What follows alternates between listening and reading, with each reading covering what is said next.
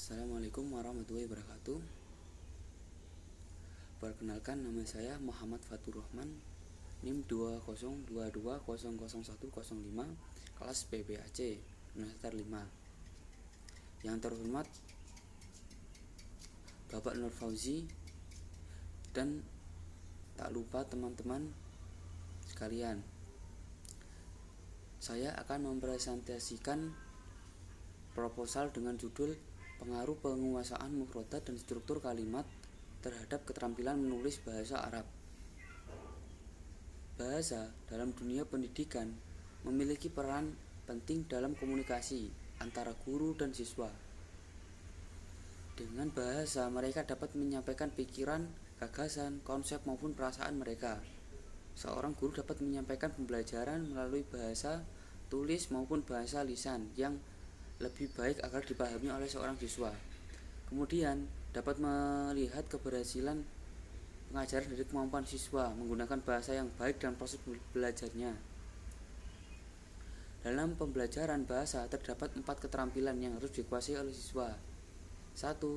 Keempat keterampilan tersebut adalah keterampilan 1. Menyimak, 2. Keterampilan berbicara, yang ketiga keterampilan membaca, dan keempat keterampilan menulis. Keterampilan menyimak. Keterampilan menyimak berkaitan dengan bahasa lisan, sedangkan keterampilan membaca, menulis berkaitan dengan bahasa tulis. Jadi keempat aspek tersebut sangat berkaitan dan tidak dapat dipisahkan satu sama lainnya. Bahasa Arab merupakan salah satu bahasa asing yang lambat launnya banyak dipelajari oleh para pembelajar di dunia, khususnya di Indonesia. Dewasa ini bahasa Arab dipelajari di Indonesia selain sebagai bahasa Al-Quran dan media ajaran Islam, juga telah menjadi mata pelajaran pokok di lembaga pendidikan formal maupun informal, seperti di madrasah, sekolah Islam, perguruan tinggi Islam maupun di pondok pesantren. Semua proses pembelajaran di lembaga-lembaga tersebut mempelajari 4 aspek keterampilan seperti di atas. Menulis merupakan salah satu keterampilan yang diharapkan dari pembelajaran bahasa. Menemui kesulitan dan mempelajari kesalahan dan menulisnya. Untuk bisa menulis bahasa Arab dengan baik dan benar, maka diperlakukan perbendaharaan kosakata atau mufradat yang memandai dan menguasai struktur kalimat qawaid yang baik pula. Dari ungkapan di atas dapat disimpulkan bahwa siswa akan mengalami kesulitan menulis apabila dia tidak mempunyai keberbendaharaan kosakata yang memadai, seperti kosakata mufradat, sehingga akan kesulitan menggunakan untuk mengungkap ide atau gagasan. Selanjutnya, apabila siswa tidak memahami struktur kalimat dengan baik, maka dia juga akan kesulitan dalam menyusun kata menjadi kalimat yang benar.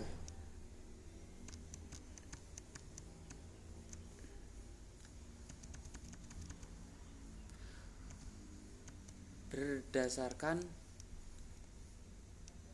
penelitian di atas tentang pengaruh penguasaan mufradat dan struktur kalimat dari pembelajaran bahasa Arab di madrasah, penulis berpijak pada kalimat yang pembelajaran bahasa Arab di madrasah. Untuk pemahaman kosakata, kalimat mempunyai hubungan yang sangat signifikan terhadap keterampilan menulis narasi bahasa Indonesia atau bahasa Arab.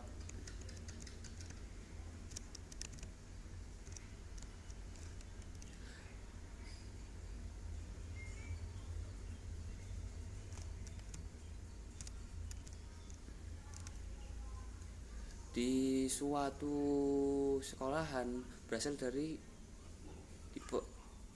di pondok pesantren, penguasaan berasal dari kata kuasa yang dalam kamus besarnya bahasa Indonesia berarti kemampuan atau kesanggupan untuk melakukan sesuatu, sedangkan penguasaan memiliki pengertian proses, cara berbuat, menguasai atau menguasakan, dan pemahaman atau kesanggupan menggunakan pengalaman.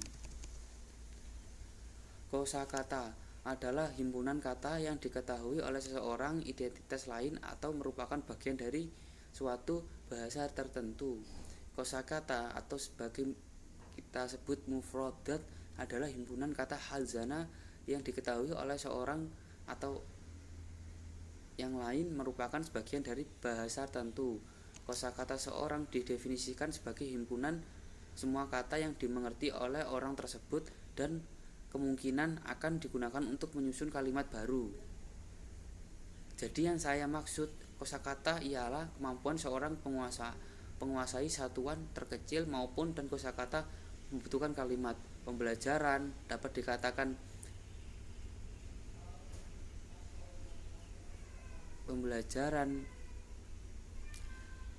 kosakata dapat dikatakan penguasaan ketika ia dapat mengaplikasikan pengetahuan tersebut dan bentuk kegiatan ataupun aktivitas. Sebagai penguasaan seorang dapat diukur dari bagaimana ia mengaplikasikan pengetahuan yang ia miliki. Menurut Profesor Excel beserta rekan-rekannya, terdapat 17 kategori yang pengajaran kosakata di Indonesia. Teknik-teknik tersebut adalah: yang satu, ujian. Sebagai pengajaran terdapat setidaknya 4 cara untuk menguji kosakata siswa, yaitu dengan identifikasi, dengan tujuan siswa memberi respon secara lisan maupun tertulis; pilihan pengganda dengan tujuan agar sebagai memilih makna yang tepat bagi kata yang teruji dari 3 atau 4 batasan; menjodohkan, yaitu dengan menyajikan kata-kata diujikan dalam satu jalur dan batas-batasannya yang akan dijodohkan disajikan secara acak dan lajur; yang keempat, memeriksa, yaitu siswa memeriksa kata-kata yang diketahui atau tidak diketahui. 2. Petunjuk konteks teknik. Petunjuk konteks sangat bermanfaat proses pengajaran kosakata. Pembaca bisa menduga dengan membayangkan arti suatu kata baru dengan tanpa melihat kamus. Berbagai teknik bisa dipergunakan dalam pengajaran kosakata. Di antara ialah menggunakan kata sinonim, kata atau afif. 3. Sinonim, antonim, dan homonim. Sinonim adalah persamaan makna pada kata. Mengoperasikan persamaan kata membantu siswa memahami hubungan-hubungan antara kata-kata yang memiliki makna yang sama. Antonim adalah kata yang memiliki arti yang berkebalikan atau perlawanan makna. Pembelajaran antonim dari kata dapat menolong siswa mempelajari kata melalui proses klasifikasian. Homonim adalah bunyi yang sama pada kata tetapi memiliki arti yang berbeda. Pemahaman tentang homonim kata pasti membantu dalam mengembangkan perbedaan kata siswa dan pengambilan praktek penguasaan kamus. 4. Asal-usul kata pengajaran kosakata. Dengan asal-usul dapat dilakukan dengan menggunakan nama-nama tertentu yang dilakukan asal-usul, seperti nama orang Khairuddin, di mana nama tersebut asalnya 2 kata, yaitu khair dan ad-din. 4. Afiksasi. Afiksasi adalah proses hubungan afif pada suatu satuan, baik satuan itu berupa bentuk tunggal maupun bentuk kompleks, untuk membentuk kata. Yang selanjutnya adalah akar kata. Pengajaran akar kata pada siswa memiliki tujuan pokok agar siswa dapat belajar menyimak, berbicara, membaca, dan menulis dengan baik. Yang selanjutnya, semantik. Semantik adalah telaan kata. Semantik menelaah lambang-lambang atau tanda-tanda yang menyatakan makna, hubungan makna satu dengan yang lain, dengan pengaruh terhadap manusia dan masyarakat, sehingga semantik mencakup makna kata, perkembangan dan perubahannya. Selanjutnya, majas. Majas adalah bahasa kias atau bahasa indah yang dipergunakan untuk meningkatkan efek dengan jalan memperkenalkan serta membandingkan suatu benda atau hal tersebut dengan hal lain yang umum. Majas kosakata memiliki hubungan erat dan baik. Sastra. Pengembangan kosakata dapat ditempuh dengan membaca sastra. Dalam dunia pendidikan, proses pembelajaran merupakan terpenting untuk sesuainya pencapaian tujuan pendidikan. Suatu pengantar siswa mencapai dan menguasai setiap materi serta memberikan yang mereka butuh. Suatu pendidik mempunyai tanggung jawab penuh terhadap peserta didik lebih baik dalam pembelajaran bahasa Arab. Hampir setiap hari ustadz dan murid bertatap muka. Ini merupakan suatu amanah yang harus benar-benar dilaksanakan. Pembelajaran bahasa Arab yang ditekankan dalam siswa di sekolahan merupakan komponen penting dalam setiap pembelajaran.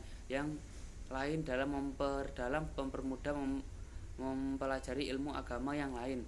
Bahasa Arab adalah bahasa mendunia yang tentunya di setiap negara selalu ada dan digunakan dalam hal-hal tertentu seperti sholat. Hal ini memberikan gambaran jelas seperti apakah unsur penting mempelajari bahasa Arab terutama di lingkungan pesantren, karena bahasa yang mendominasi setiap harinya adalah bahasa Arab. Itu pun seorang santri atau menjadi aturan khusus dalam berbicara bahasa Arab sehari-hari. Dengan begitu, pembelajaran dalam cara mengajarkan bahasa Arab yang harus ada pemahaman lebih cepat dan mengaplikasikan lebih nyata. Bagaimana tidak mempelajari yang digunakan tetap mempengaruh besar untuk mencapai tujuan maksimal. Apabila ada kesalahan penulisan maupun kata yang saya ucapkan, saya memohon maaf sebesar-besarnya. Assalamualaikum warahmatullahi wabarakatuh.